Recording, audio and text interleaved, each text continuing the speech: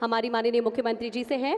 पूरे समाज की ओर से आग्रह करेंगे मध्य प्रदेश के माननीय मुख्यमंत्री डॉक्टर मोहन यादव जी से कि आज के इस बेहद खास अवसर पर अपना आशीर्वचन, अपना उद्बोधन, अपने हृदय के उद्गार हम सभी के समक्ष व्यक्त करें। सुखद क्षण हम सभी के लिए करताल ध्वनि से स्वागत करें, अभिनंदन करें मध्य प्रदेश के माननीय मुख्यमंत्री डॉक्टर मोहन यादव जी का। और अब आग्रह माननीय मुख्यमंत्री जी से कि आज के इस अवसर पर हम सभी को अपने आशीर्वचनों से कृतार्थ करें।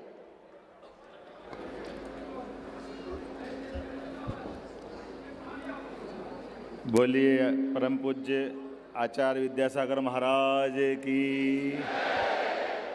आज के इस पूरे उत्सव की उत्सव मूर्ति परम पूज्य 108 प्रमाण सागर जी महाराज की। मंच पर ही विराजमान परम पूज्य आदित्य सागर महाराज साहब, अप्रतिम सागर महाराज साहब, संदान सागर महाराज साहब, परम पूज्य सहज सागर महाराज साहब, सुदत्त सागर महाराज साहब, भदत्त सागर महाराज साहब, विश्व सूरी सर महाराज साहब, आप सबके समूचे संत वृंद के चरणों में प्रणाम करते हुए मंच पर ही विराजमान हमारे बीच माननीय प्रमुख सचिव मुख्य सचिव अनुराग जैन जी, प्रमुख सचिव यहाँ विधानसभा के AP सिंह जी, माननीय सांसद आलोक शर्मा जी, माननीय विधायक भगवान दास सबनानी जी, माननीय विधायक अनुल जैन कालूहड़ा जी, माननीय महापौर मालती राय जी, मेरे मित्र और भाजपा के नेता राहुल कोठारी जी, प्रदेश मंत्री भाजपा श्रीमान मनोज जैन जी, बांगा अध्यक्ष जैन समाज भोपाल। आज का दिन मैं परम पूज्य महाराज साहब की आज पुण्यतिथि है और मेरे आंखों के सामने वो दृश्य दिखाई दे रहा है जब महाराज साहब यहाँ स्वयं पधारे थे और उनका वो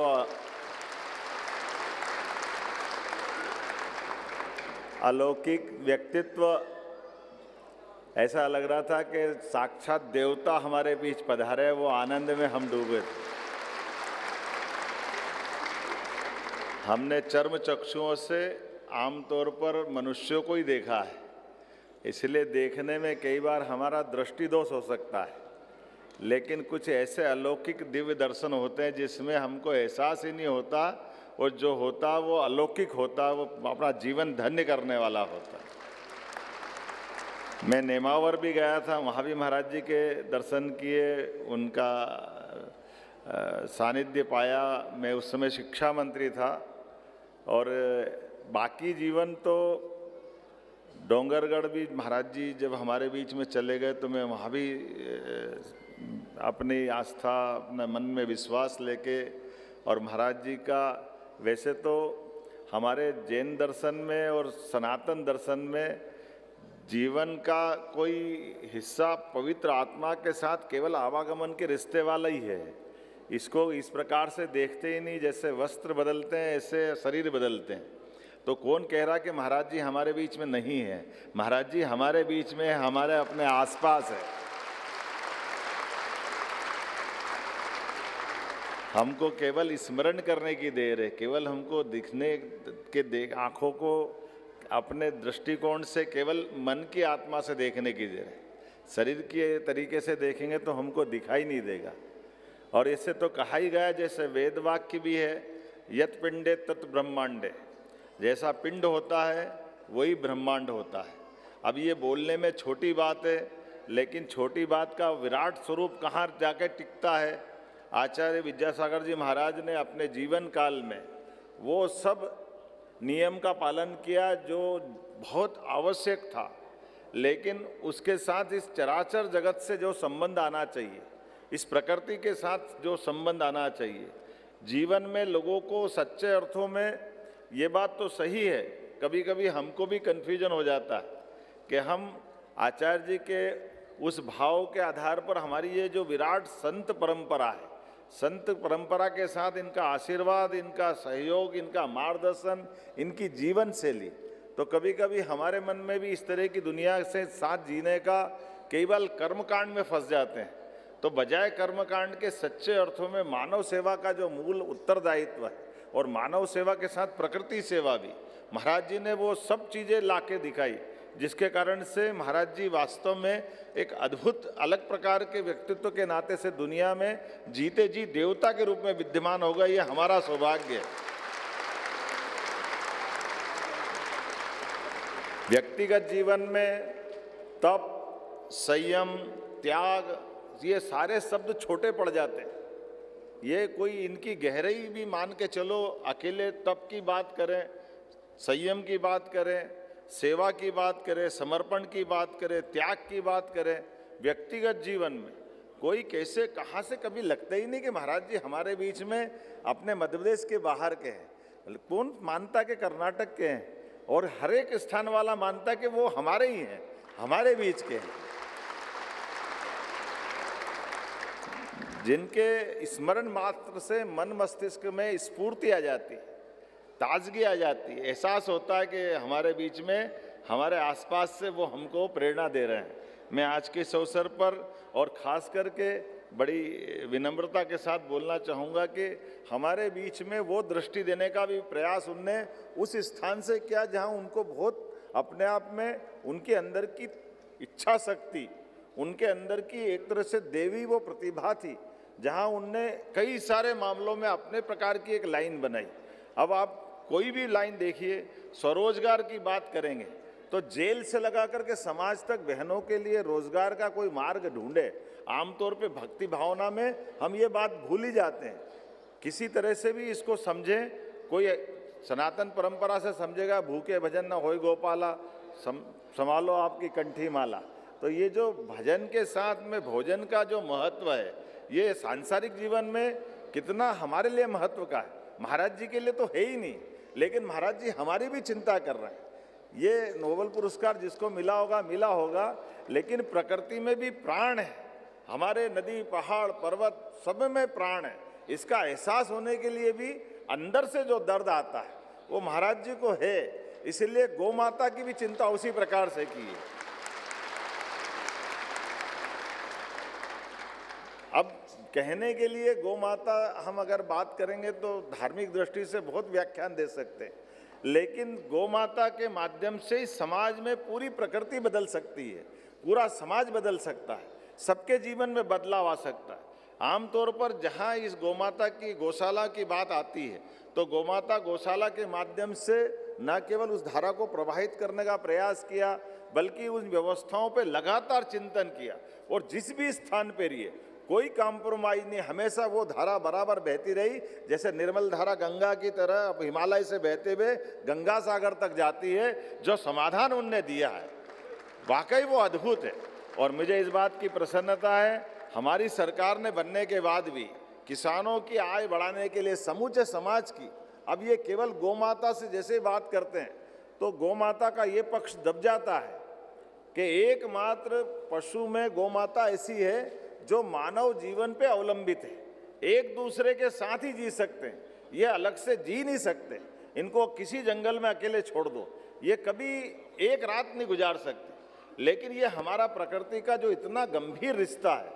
लेकिन ये भी बात सही है, गौ माता ही एकमात्र ऐसे पशु भी हैं जो अपनी माँ का, अपने बच्चों का भी ध्यान रखते हैं और मनुष्य के बच्चों का भी ध्यान रखती है। एकमात्र माता जो 2 बच्चों को पालती। अब ये जिनका एक तरह से हमारी जीती जी, वो तो प्रकृति हो गई, परमात्मा हो गए।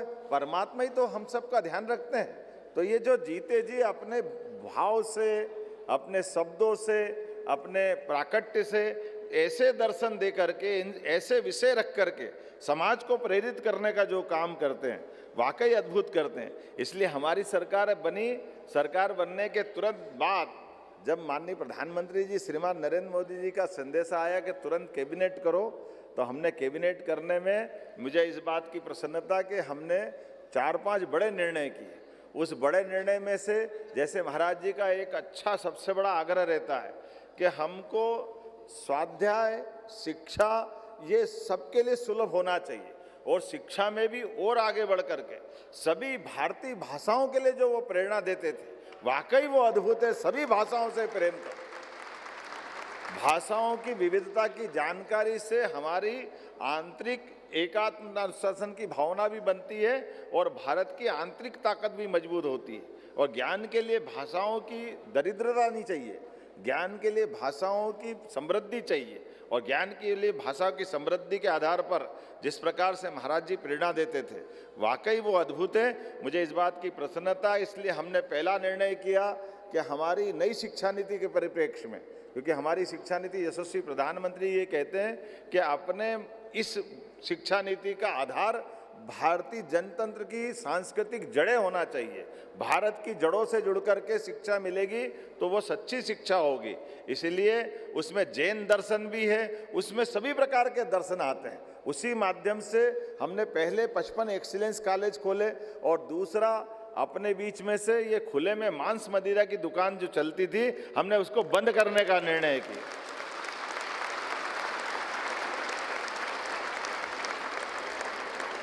हमने कहा खाने से मना नहीं है, लेकिन दिखाते क्यों? बाजार में खोल खोल के क्यों बैठ रहे हो? आपको जो करना करो, शासन ने नियम बनाए हैं। आपकी दुकान का लाइसेंस होता, लाइसेंस में पाबंदियां होती, तो शासन नियम से चलता, कानून से चलता। उस कानून का पालन सबको करना पड़ेगा, वो बड़ा हो या छोटा हो। तो हमने कहा ये जबरदस्ती की आवाज़ भी क्यों आना चाहिए, एक लिमिट तक ही आना चाहिए, उस पर भी कंट्रोल करने का प्रयास किया। सुप्रीम कोर्ट का निर्णय है, इसलिए जहां जिसकी सबकी सम्मान के साथ जीने की जिंदगी में शासन की छतरी सभी के लिए होती है। इसलिए हमने कहा है कि जिनको पीना हो पिए, नहीं पीना हो जबरदस्ती क्यों करते हो। और इसलिए शराबबंदी की दिशा में भी हमने कदम बढ़ाया। 17 धार्मिक नगरों में शराबबंदी करने का निर्णय। अब ये ऐसी बीमारियां हैं जो आज नहीं तो कल समय के साथ इनके बीच में से मार्ग निकालना पड़ेगा, कि व्यक्ति के जीवन बर्बाद हो जाते हैं। कोई एक पीता, लेकिन घर में बच्चे, महिलाएं, सबके कष्ट हो जाते हैं। इतने कष्ट होते हैं कि इनसे बच के बाहर लाने की जरूरत, तो समाज के साथ ऐसे कई सुधार करने की जरूरत भी। मैं वैसे तो महाराज जी के लिए आज का दिन तो मैं मान के चलता हूँ, सच्चे अर्थों में हमारे महाराज जी के चित्र के अनावरण के साथ उनका पुण्य स्मरण करें तो लगता समय कम पड़ जाएगा। हम तो सब सुनने आए थे, महाराज जी का आशीर्वाद लेने आए थे। और मुझे तो और आनंद आया, महाराज जी भी कितना उदार आपका व्यक्तित्व है। परम पूज्य प्रमाण सागर जी महाराज का, उनने कहा कि आप भोपाल में रहेंगे तो महाराज जी का पुण्य स्मरण का दिन आएगा। तो मैंने कहा महाराज जी मैं सबसे पहले वही दिखूंगा जहां आप चाहोगे, हम तो एक क्षण की देर नहीं करेंगे। इससे अच्छा कौन सा मौका मिलेगा।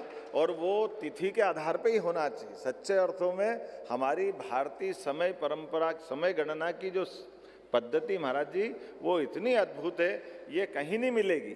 इतने अच्छा अपने प्रकृति का नियम है। आने वाले समय में लोग इसको बाकी वैदिक ज्ञान पद्धति से, वैदिक गणित पद्धति से, हमारी इन पद्धतियों को सीखने के लिए समय लगेगा। हम तो अपने परमात्मा की दया से, इसलिए जो तिथियों का महत्व है, ये तिथि अपने लिए कभी कभी महाराज जी, मैं छोटे मुँह बड़ी बात तो क्या करूँगा, कभी कभी हम नादानी में बोल देते हैं अतिथि वो जो बगैर तिथि के आ जाए, जबकि उल्टा है, जिसके आने से तिथि धन्य हो जाए वो अतिथि होना चाहिए।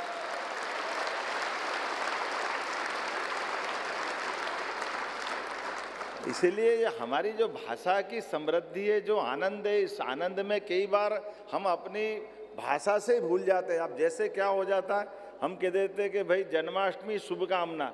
अरे जन्माष्टमी की शुभकामना हो ही नहीं सकती। महावीर जयंती की शुभकामना, अरे महावीर जयंती तिथि है। तिथि कई नक्षत्र और कई घटना, अपने पल, सब समय को संयोजन करके परमात्मा की विशेष कृपा हुई, इसलिए वो तिथि धन्य हो गई। इसलिए उस दिन मंगल कामना होना चाहिए, वो मंगल तिथि है।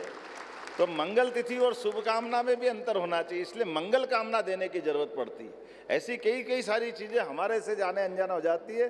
तो तिथियों का महत्व, हमारे यहाँ समय गणना का भी हिसाब लगाएंगे तो एक साल में उत्तरायण, दक्षिणायन 6 महीने के, हमारे पास 6 दूनी 12, 12 के आधार पर ये मान के लिए माह तो 12 होंगे, लेकिन 6 हमारे ऋतुएं होती है।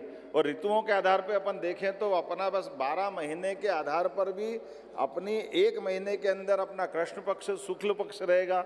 और धीरे धीरे करके अगर अपन 24 घंटे के अंदर आएंगे तो 24 घंटे के अंदर भी हमारे पास 44 मिनट का एक अपना मुहूर्त होता है, और मुहूर्त के आधार पर भी गणना करेंगे तो जो सेकंड से माइक्रो सेकंड तक अभी गणित वाले गए हैं, लेकिन हमारी त्रुटि तो वो 1.5 सेकंड का 27,500वां हिस्सा लेके गिनती करते हैं। तो जो 1 सेकंड का 27,500 हिस्सा का हिसाब रखता है, उससे अधिक कौन हिसाब रखेगा? तो ये हमारे प्राचीन ज्ञान कौशल की विशेषता है, इस पे हमको गर्व करना चाहिए। इसलिए तिथि की महत्ता है, तो महाराज जी का पुण्य स्मरण तो तिथि वाले दिन ही होना चाहिए। तो मैं आज के इस अवसर पर आपका अभिनंदन भी करता हूँ, आपका आशीर्वाद चाहता हूँ। और चूंकि ये बात सही है महाराज जी कि हम लौकिक दुनिया के लोग हैं, तो कैसा अद्भुत आपका मन बड़ा है कि आप वहाँ से बैठ कर के आप तो अपने श्रीफल से आनंद हम पे बरसा रहे हैं, और हमको लौकिक दुनिया में कोई पगड़ी पहना रहा, कोई माला पहना रहा, कुछ क्या कर रहा, कुछ क्या कर रहा, समझ नहीं पा रहा हो क्या रहा। इस दुनिया में दोनों तरह की बात दिखाई दे रही है। जो सब कुछ छोड़ के बैठे हैं उनके सामने नाटक करने से फायदा क्या है?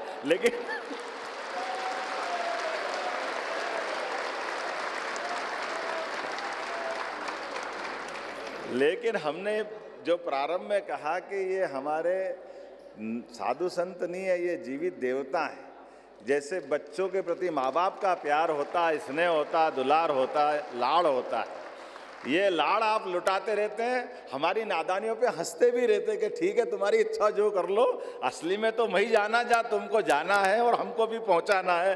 मैं आपको पुनः प्रणाम करता हूं, अभिनंदन करता हूं और उम्मीद करता हूं कि आपका मार्गदर्शन सदैव मिलता रहेगा। एक बार फिर मध्य प्रदेश सरकार की ओर से मैं आपका अभिनंदन करता हूं और कुछ बातें बता देता हूं। अपने महाराज जी के स्मरण के लिए हम भोपाल में भी एक अच्छा स्थान बनाएंगे जिन पे महाराज जी की स्मृतियां यहाँ जुड़ी रहे।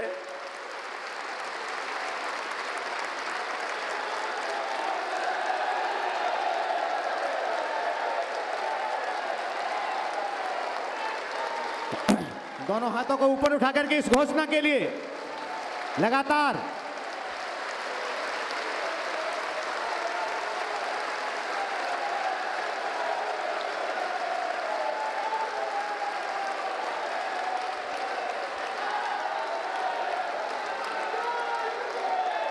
अब ओम बोलिए परम पूज्य विद्यासागर जी महाराज की बहुत बहुत धन्यवाद। हार्दिक धन्यवाद माननीय मुख्यमंत्री महोदय। निश्चित ही माननीय मुख्यमंत्री महोदय अपनी भावनाओं और संवेदनाओं